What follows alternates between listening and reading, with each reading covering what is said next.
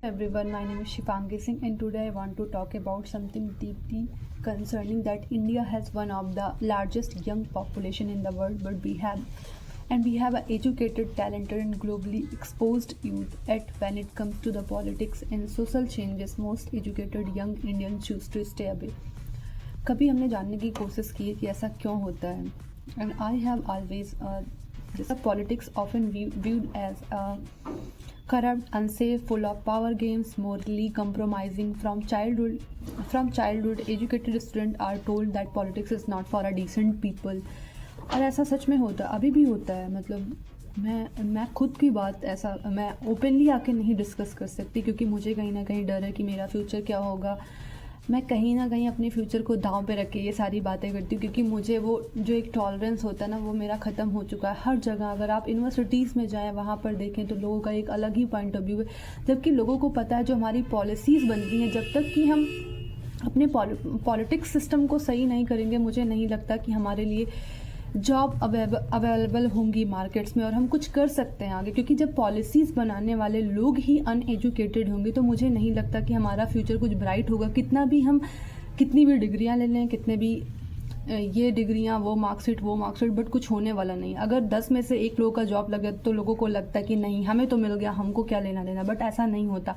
Most of the people nowadays are इतना ज़्यादा वो कहीं ना कहीं वो इतने ज़्यादा डिप्रेस्ड हैं. और ऐसा नहीं है कि डिप्रेशन का मेन रीज़न ये है कि हमारे पास हमारी कोई गलती है या मान लीजिए कि 90% 10% हमारी गलती है. बट रीज़न ये है कि हमारे पास मार्केट में जॉब नहीं है, पॉलिसीज़ नहीं है और इसीलिए हम सफ़र करते हैं. और मुझे लगता कि लोग कंसीडर करते हैं ये मेरी गलती, मुझसे पढ़ाई नहीं हो पा रही, ये नहीं हो पा रहा. लेकिन जब आपके मार्केट में जॉब ही नहीं है, जब जो आपके पॉलिसी मेकर हैं वो सही से पॉलिसीज़ ही नहीं बना रहे तो आप खुद को ब्लेम गेम कितना डालेंगी. नहीं ये मुझसे नहीं हो पा रहा, ये नहीं हो पा रहा.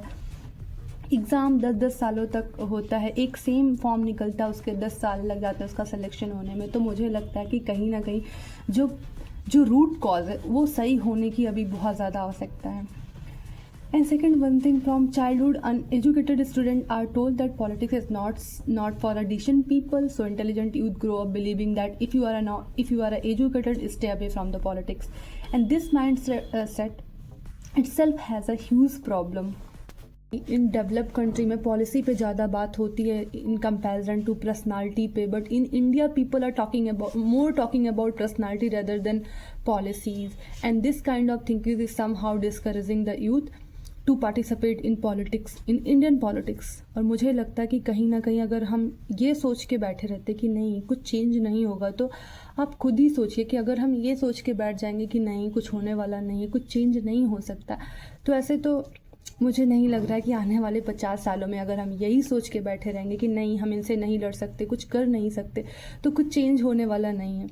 तो एट सम एक्सटेंट हम उतना तो ओपनली जाके नहीं कर सकते क्योंकि ना तो हमारा करियर इतना इस्टेब्लिश है और ना ही हम इतने बड़े बाप के बेटे हैं या बेटियां हैं जो हम ओपनली आके लड़ सकते हैं, वो भी इतने ज़्यादा इनसिक्योर इन्वायरमेंट में. बट सम हाउ अगर हमें एक फ्री में प्लेटफॉर्म लाइक यूट्यूब और इंस्टाग्राम मिला तो हम अपनी बात तो रख सकते हैं एटलीस्ट. तो मुझे लगता है कि लोगों को इन सारी चीज़ों पे सोचना चाहिए और नहीं तो थोड़ा बहुत grass root level kind of politics में थोड़ा बहुत पार्टिसिपेशन की ज़रूरत है.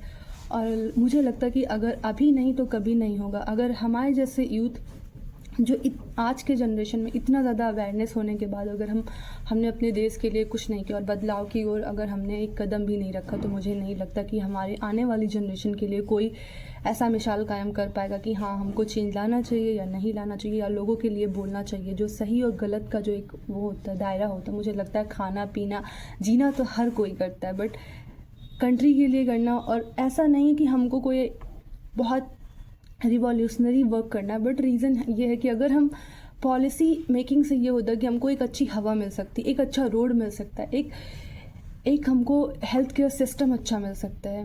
अगर हम पॉलिसीज़ को चेंज करेंगे तो हम कब तक इन सब चीज़ों पे डिपेंडेंट रहेंगे कि नहीं हमारे पास बहुत ज़्यादा पैसा आएगा तो हम प्राइवेट हॉस्पिटल में चले जाएंगे, प्राइवेट स्कूल में चले जाएंगे. But day to day life में 90% लोग सफ़र करते और वो देख के ही सफोकेशन होता है कि नहीं अब बदलाव होना बहुत ज़रूरी है, हमको बोलना चाहिए. हम इतने पढ़ लिख के अगर अपना ही पेट पालते रहेंगे तो फिर वो तो मुझे नहीं लगता किसी भी एंगल से जस्टिफाइड होगा.